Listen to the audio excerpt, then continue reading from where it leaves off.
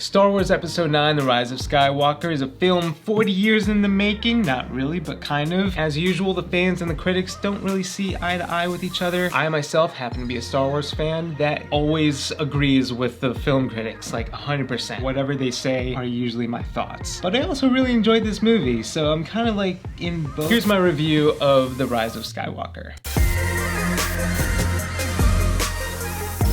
There will be spoilers. Hello there, and welcome to Star Wars in Real Life, where we fill our lives with Star Wars because real life, it can be a little lame sometimes, but Star Wars isn't. And at first, I was kind of disappointed by The Rise of Skywalker, not gonna lie. In fact, I was so disappointed that I even made a 10-minute video of just me being a sad boy in front of the camera. I don't know why you would, but if you want to watch it, that's right up there. My first time seeing the movie, I went into the theater with geeks and gamers having corrupted my mind, and it took a couple days for that to go away. Actually, because of a lot of you guys. Like, I would say 90% of the comments of that video were really positive. You guys were saying how much you liked the movie, how satisfying of an ending it was to the saga, how much you guys appreciated J.J. Abrams, and even appreciated that while this movie isn't perfect, it was perfect for you. And that, for me, is personally really inspiring, and it really helped me go into the theater a second time with a much better mindset. And now I love it.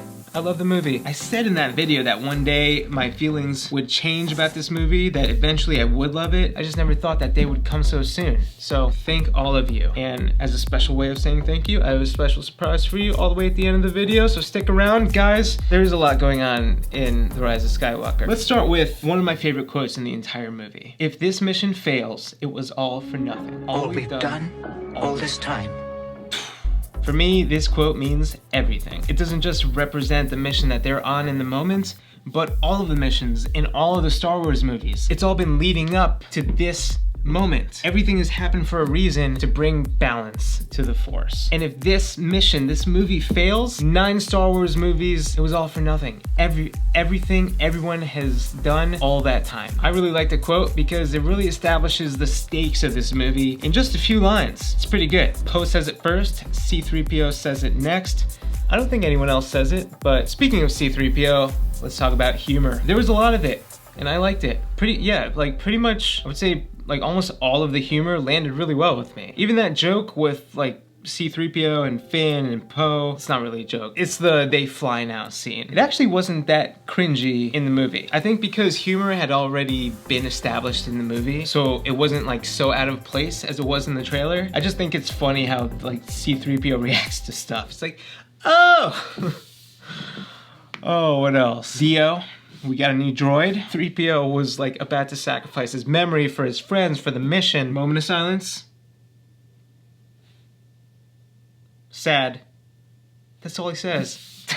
Perfect. Then Babu Freak. Babu Freak. I love Babu Freak. He is the best. He's pretty much up there with like Baby Yoda, Porgs, Ewoks. Not in cuteness. Babu's kind of gross looking, but in like comedic timing? I don't know. He's hilarious. C-3PO had just had his mind wiped. The character is basically dead. He's a completely new droid. And then he wakes up. He's like, I am C-3PO, human-cyborg relations.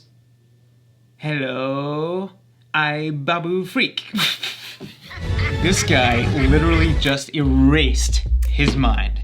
And I don't know, it really landed with me. Joking aside, that was a very dramatic scene, very emotional, very courageous of 3PO to sacrifice himself for the mission. Oh, except not at all, because R2 just happened to have a very up-to-date memory backup for 3PO. So that entire scene is just kind of meaningless now. There's no significance to his sacrifice, which is kind of a shame and kind of a waste of screen time in my opinion. And you know what? There are several instances in this movie where I'm just baffled by the narrative decisions that were made. Another one of those decisions was killing Chewbacca and then not killing Chewbacca. As much as I love Chewie, I think I would have been okay with Rey accidentally killing him like we thought she did. Mainly because of Daisy Ridley's performance in that scene, which I thought was great. When she screamed Chewie at like the top of her lungs with a more, I guess, like feminine, young person kind of tonality, you know what I'm talking about. She's such a strong, like, OP character, and she is. Like, especially in this movie, she's very overpowered. But she's such a strong character that it's easy to forget she's just 20 years old. She like just finished being a teenager. She's a baby. She's a girl. And that girl came out, like we heard that girl when she screamed Chewie, and that destroyed me. That made my heart stop. I wasn't even in the theater anymore. I wasn't thinking about like what I had to do later, why my phone just vibrated a second ago. I was in this movie. I was Rey. I was feeling what she was feeling. Tremendous loss. If Daisy's performance wasn't as good as it was, I would not have been okay with killing Chewbacca. But it was. So I was. Until 5 minutes later when we find out that Chewie was fine. He wasn't even on the ship that she destroyed. He was like a completely different transport. And so that entire reaction, that scene, that performance means nothing now. Again, like the 3PO thing, I think is kind of a shame because it was a very dramatic, emotional moment. But Chewie is still alive, so I can't really complain about that. Especially because Chewie's reaction when he finds out that Leia had just passed away. Oh, yeah, that was the most emotional part of the movie for me. Like, that's when all of the water with the eyes, like the most for me.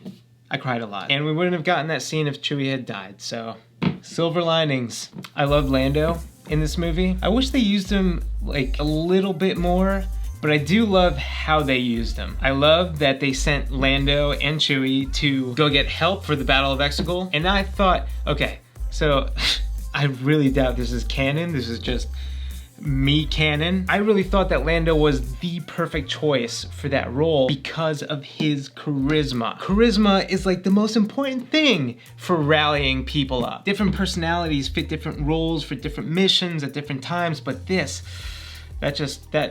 that was right. That was really right for me. Then when he finally shows up with half the galaxy at his side, oh my god. That was like an Avengers Endgame moment. The most epic moment of Endgame when like Captain America was on the brink of death, still managed to stand up with a little energy that he had left, and all of a sudden, Cap, can you hear me? On your left. And then we just see Anthony Mackie, Falcon, just Falcon. Millennium Falcon. Because when Lando shows up with the ships, that's like the Star Wars equivalent of on your left. Symmetry. But this movie, in Endgame, we had like a 2-3 minute scene of just portals opening all over the place and all of these characters getting back into the fight. And you're like, who is that? It's Wakanda. T'Challa! Spider-Man. Thank God for Chris Pratt. Oh, that's why this should have been 2 movies. Like, who are all of these ships? Like, they're just people? No, because look, the ghost is right there. Show me who's in the ghost. Oh my goodness, no. Speaking of the Ghost, I am super excited that the Ghost was not only in this movie, but survived the Battle of Exegol. Did you guys catch that? Like at the very end, after the entire battle, the war is won, Resistance is like back at their base, they're landing. For like a split second, you could see the Ghost in the background landing, like behind a bunch of trees. And when that happened, I was like, oh, yes! And then I remembered that I was in a theater full of other people like right next to me. So in reality, I was more like, oh, yeah. But thank you, JJ. Thank you very much for that. But all of the rest of the ships, like, who are these? They're just people? Actually, I'm okay with that too. Because of one of my other favorite quotes in this movie that gave me so much feels. General Pride of the First Order is like freaking out. He sees all these ships show up out of nowhere. He's like, who are all these ships? How did they get a navy? They don't have a navy. And one of his officers is like, that's not a navy, sir. That's just people. I love it. Have you ever seen that movie Dunkirk? It's a story of British civilians who happen to own boats. They help evacuate like hundreds of thousands of British soldiers from Dunkirk that they were all trapped on. Normal, everyday people just stepped up, volunteered for the greater good. That's a lot of what Star Wars is about for me, and I think that's why I like Rogue One so much, just because there's so much selfless teamwork, you know what I mean? Yeah, I'm for it, just people. I'm down with it just being people. Let's talk about the Force. We got some new powers. Force healing, I'm for it, and so are you. You know why? because that's Baby Yoda's super force power, and if you have a problem with force healing in this movie, then you have a problem with Baby Yoda. And I know you don't have a problem with Baby Yoda because you're a human being, you're not a monster. Real quick, do you guys think that's why they pushed the Mandalorian episode like forward a couple days to Wednesday instead of Friday? Instead of like back a week, like, sorry guys, you know, Rise of Skywalker, we're just gonna skip this week, we'll pick back up again next week. It's not what they usually do. Yeah, I think they were priming us for force healing in the Rise of Skywalker. And it worked. Force pass. That's what I'm calling it. Using the force to pass a physical object off to someone else who's not near you. We saw a little tease of this in The Last Jedi when Kylo and Rey are force Skyping. It's raining where Rey is, so when Kylo hangs up, he wipes his face and he's got water on his hand. We're like, water? This is new. J.J. Abrams saw that and he was like, oh, dude, yes. Can I roll with that? I'm gonna roll with that. Is that okay, Rian Johnson? I got ideas.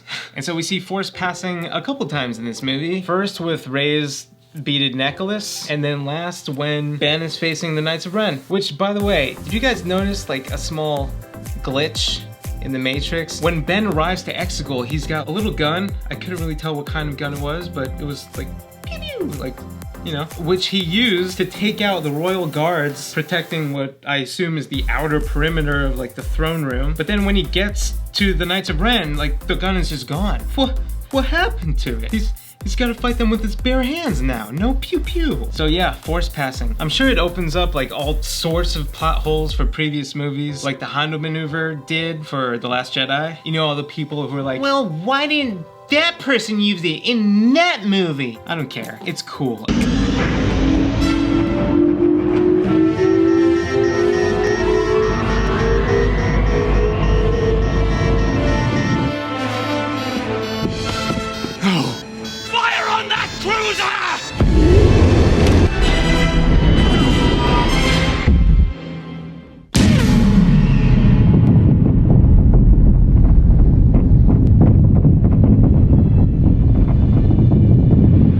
Opens doors up for like new, cooler fight scenes, you know? Case in point that now you see me, now you don't.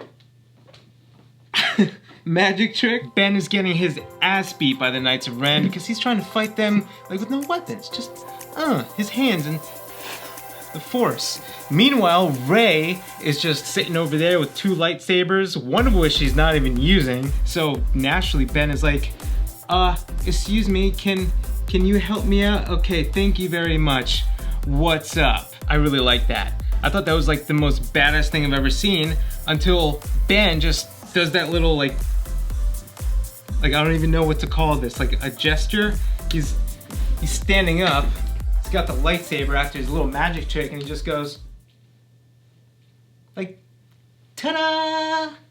JJ, did you really have to leave that in there? We were on the verge of greatness. We were this close. Okay, I just want to take a minute to thank some of my new patrons this month, starting with Talos Swanson, who has been a Star Wars fan his entire life. And despite preferring Legends over the new canon material, he still remains optimistic about Star Wars, which I applaud, you know, because there are tons of lifelong fans who prefer Legends and refuse to accept any of the new canon as canon, which I still don't get. Xephke, thank you for joining the First Club. For those of you who don't know, there's a tier on my Patreon page called First, where you get to watch videos before I even post them to YouTube. Sometimes you get to see videos that I never even publish to YouTube, because like maybe I'll change my mind about them just completely or something. But most of the time, you'll also see scenes that I've just completely cut from the final version of my YouTube video. So not only do you get early access, you get like exclusive access, just so you know. Thank you to Kyle Beaudoin, hope I'm saying that right, and Laura Dune,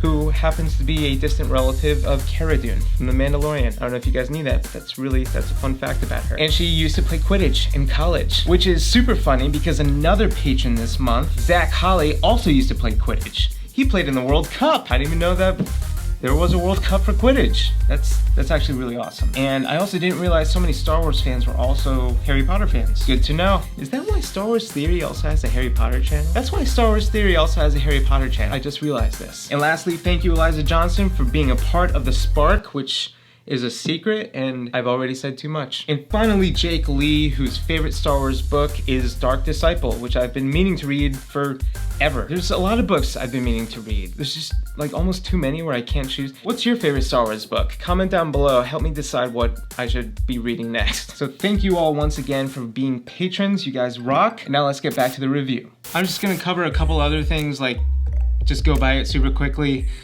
I'm confused by Palpatine's motives. What was he trying to do the entire movie? Like at first, he wanted Rey dead, and then when she comes to his doorstep, he was like, okay, good, I've been waiting a long time for this.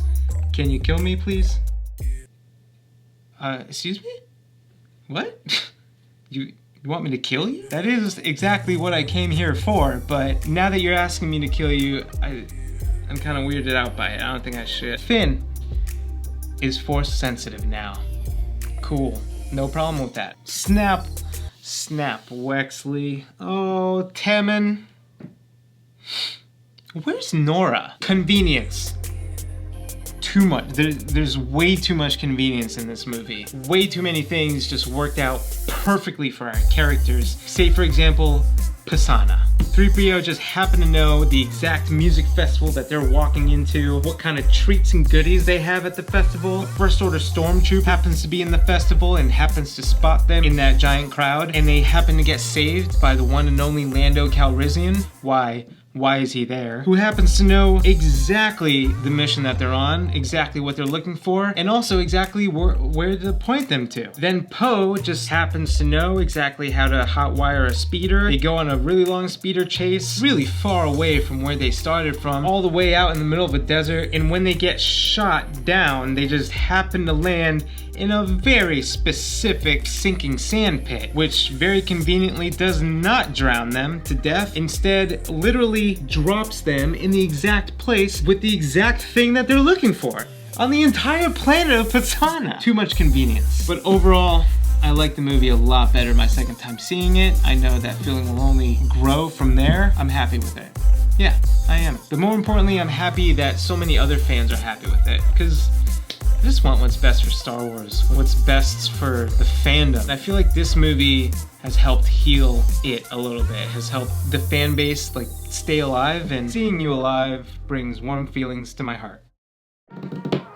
And now for the surprise. I've been recently approached by a merch company who asked if I would be interested in making some merch for my channel. And I was like, I haven't really thought about it, but go ahead. And they asked me to send them some design ideas for shirts and stuff, and although I have about 1.5 billion ideas, I have zero confidence in any of them. So that's when I threw up that poll on YouTube asking you guys, hey, should I even do this? Would you guys be interested? And 69% of you said yes, so apparently we're doing this. On a side note, I have a feeling that number would have been higher had it not landed on 69%. So many of you commented down below saying, let's keep this at 69%. Woo!